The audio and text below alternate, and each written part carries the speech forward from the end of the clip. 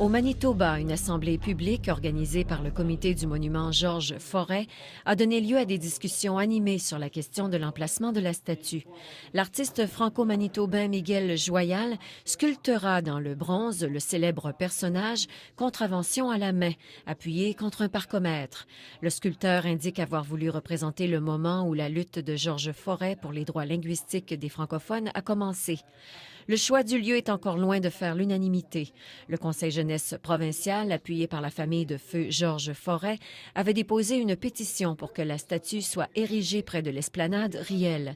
Mais le comité persiste et signe, la statue sera installée dans le parc Provencher, car les autorisations requises ont déjà été obtenues. En Alberta, des parents anglophones de Saint-Paul prennent des cours de français pour aider leurs enfants qui fréquentent l'école du Sommet. Les cours sont offerts en collaboration avec l'Alliance française. Au total, 17 parents se sont inscrits au cours d'introduction qui se déroulera sur une période de 8 semaines. Les parents pourront ainsi améliorer leur vocabulaire et maîtriser certains verbes, les bases pour être en mesure de communiquer avec leurs enfants et le personnel enseignant.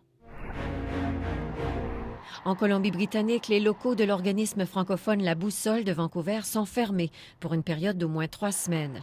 L'édifice a subi des dégâts d'eau à la suite d'un bris dans la toiture. L'équipe administrative et la coordination des activités communautaires sont temporairement relocalisées dans les locaux de La Boussole à Surrey. Les services sociaux sont cependant toujours disponibles pour les résidents de Vancouver, mais sur rendez-vous.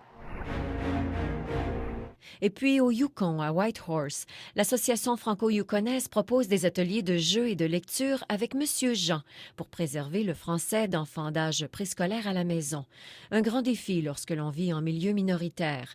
Monsieur Jean, qui est retraité, visite les familles où seulement l'un des 2 parents parle français. Il voit une douzaine d'enfants par semaine et partage avec eux l'amour du français par le jeu. Voilà, c'était la revue de l'actualité francophone au pays. Ici Jacqueline Landry, Radio-Canada, Vancouver.